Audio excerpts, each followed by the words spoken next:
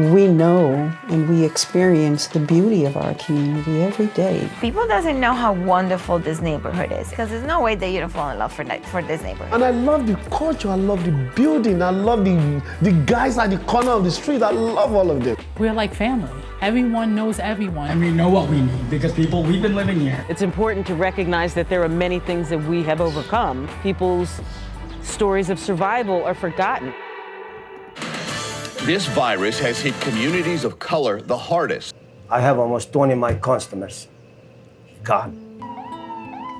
It's early 2020, and there's a great deal of fear and tragedy going on in our city. Every New Yorker with civic spirit felt like, what can we do? There were so many conversations within the design community, within the architecture community, about how those skills could be put to use.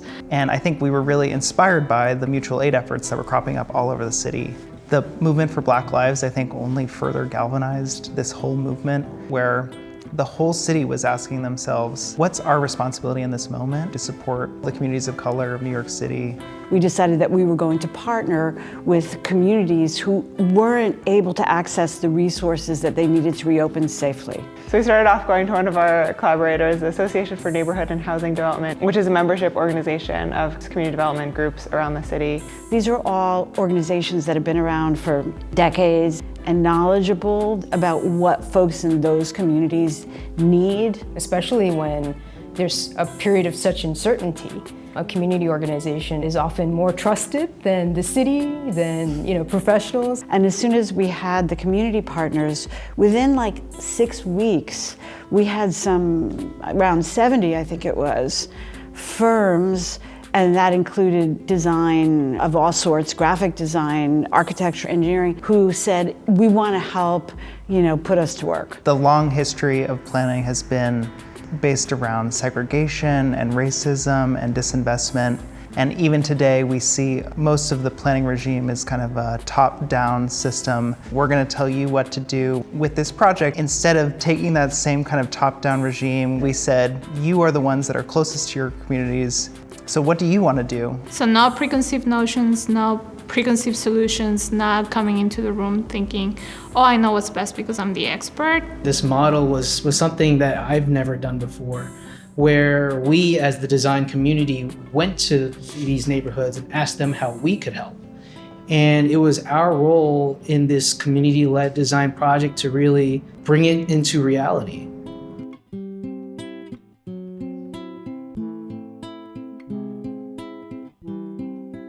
Work with the neighborhood now started at the early stage of the pandemic. This community was the epicenter of the epicenter. And when I got a call I needed some help, I immediately thought about our small businesses. Leslie is a team of one, which is unbelievable because of what she achieves and accomplishes. Leslie comes bounding out of the 82nd Street office, and she just immediately takes us on a tour.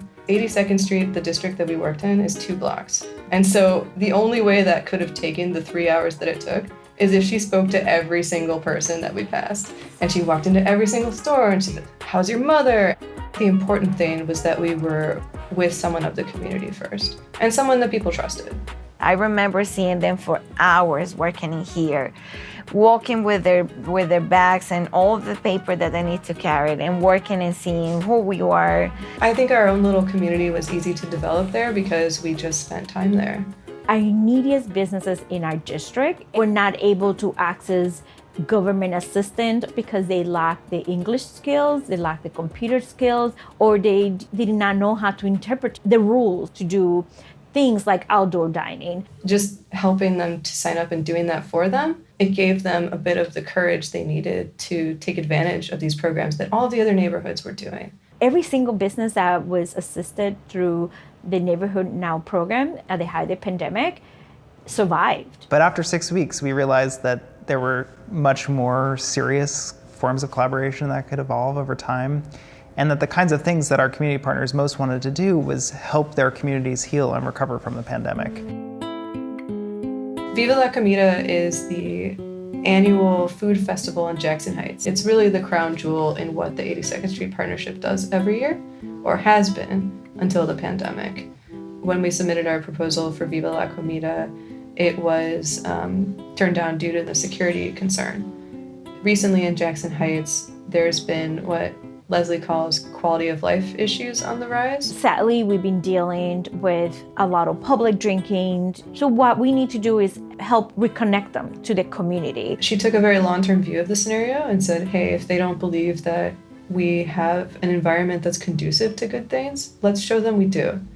And so this past summer, the focus has been on Dunningham Triangle activation. Dunningham Triangle is a tiny plaza located at the south end of Jackson Heights. It's probably a space that most organizations would deem it not usable because of its size. It covers like a quarter of a street. On Mondays we have Zumba, on Tuesdays we have salsa, and on Thursdays we have mini concerts. Jackson Heights is ranked at the lowest green communities in the city.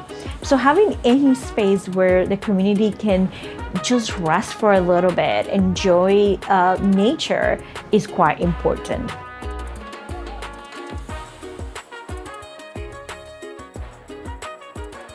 Public space is one of the most effective places where we sense our own community, where we go outside and we say, oh, this is what my community is. This is what it looks like. The commons remind us who else is us. So the Lower East Side is a neighborhood that is traditionally known as an immigrant neighborhood. Arts and culture has been part of it from the beginning. When community fabric is being ripped apart, arts and culture can be a way to give voice to the experience of that, as well as to bring people together in spaces to build connection and rebuild community across them. But the pandemic hit everybody incredibly hard. One of the things that we were tasked with is to try and help cultural groups across the Lower East Side. We had decided we've got to find outdoor venues. And with both community members and with the designers from Neighborhoods Now, we tried to imagine how public spaces might be activated. And each of these sites, and there were many of them, we talked about the story and imagined what could we accomplish in 20 years from now. Just that process of being able to look at something and say, oh, wow, it could be that, creates momentum, motivation, excitement.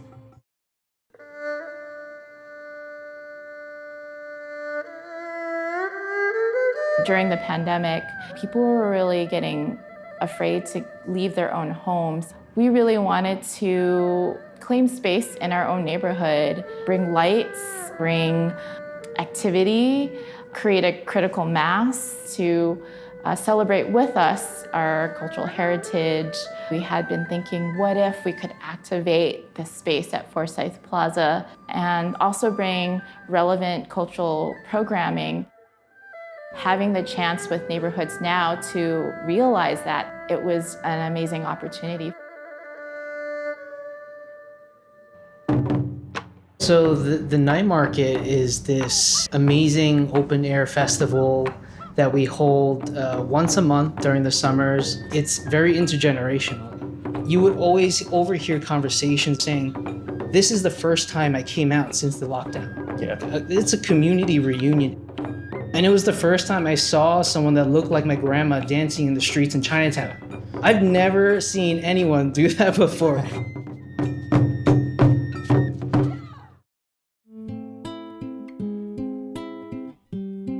Studies show that of the close to 230,000 small businesses that we have here in the city, that close to a third of them might close because of the pandemic.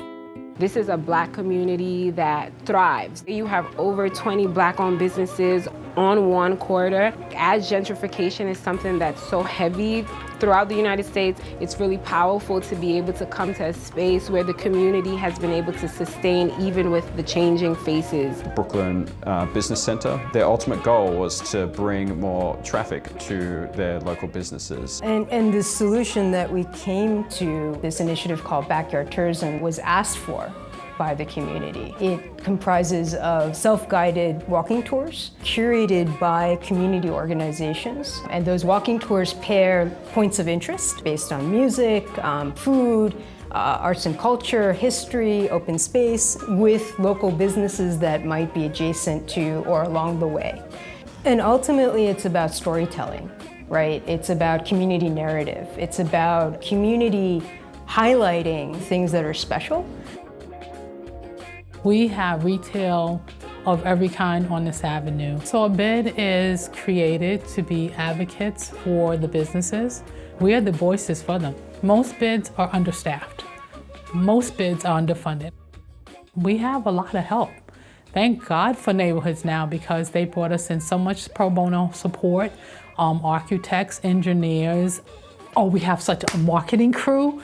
Every time I opened my mouth and I said, I don't really have the funding to do it, Neighborhoods Now says, okay, we have this organization that wants to support you and they're going to do it pro bono. And I'm going, oh my God. Our marketing team, their business is in our communities. We're near to the neighborhood. It's always been something we wanted to do to, offer our services up in a way that can, benefit like the things that are going on here. Neighborhood Now helps a lot of different bids and organizations like bids, and that's helping thousands and thousands and thousands of small businesses in New York City. Winter Wonderland is a holiday extravaganza that you want to be at, even if it's just to come see the lights, even if it's just come to see the setup. And what better way to end the year with something that brings the community together to start the new year off going, wow, did you remember what we just did last month? What Dill is doing is incredible because she's really putting together all these local makers and all these merchants together in this place, and they're giving so much more exposure from passerbys and like the community. The community is our lifeline. A lot of us aren't online, so we really rely on the local community to support us. 3, 2, 1, go!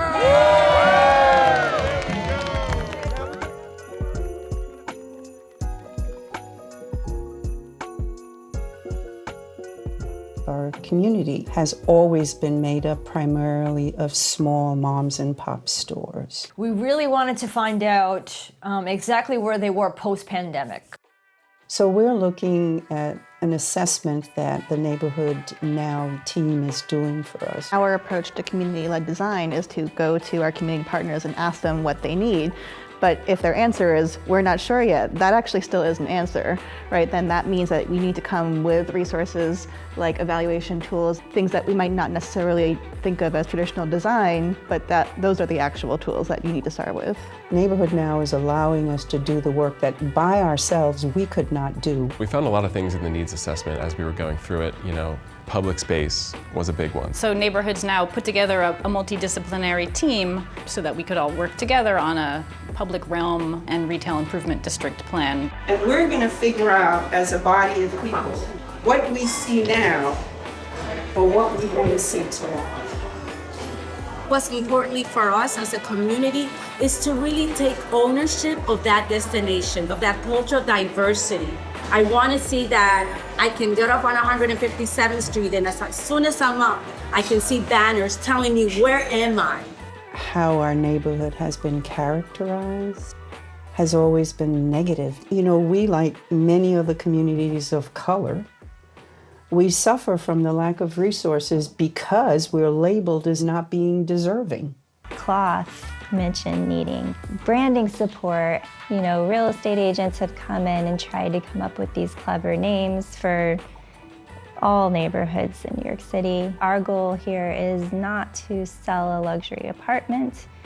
It is to, in fact, serve the people. You can't brand a place, but really what we're doing is, or should be doing, is telling the story of the people who live there. Sometimes design is not the answer to the problem. Sometimes it's something a little bit bigger. It's a little bit more advocacy oriented or a little bit more public policy oriented. We've been working with the Northwest Bronx Community and Clergy Coalition, led by Sandra Lobo. Sandra is incredibly familiar with the very minute details of what her community is experiencing from an overall structure of racist policies in that area. And one project that they're really coalescing around is the use of the Kingsbridge Armory, which has been sitting vacant for decades now. And several plans on how to use that space have come and gone, and the immediate Kingsbridge community has had very little input. So through Neighborhoods Now, the design team has been supporting NWB-CCC on a needs assessment about what the Kingsbridge community really needs. The first one is just like documenting what's in the neighborhood and the community. Any health data that we could find, and that we have many schools, many healthcare centers, so where we have open spaces, where we have supermarkets, and where we have fresh food. I think this is really going to be what helps us make the case for what we need and what's possible and what would undermine us. Like, this really feels like the research. It's a wonderful thing to create partnerships, real partnerships, partnerships that are respectful of what was and what is in a neighborhood now, what's been in a neighborhood, what's the history of the neighborhood.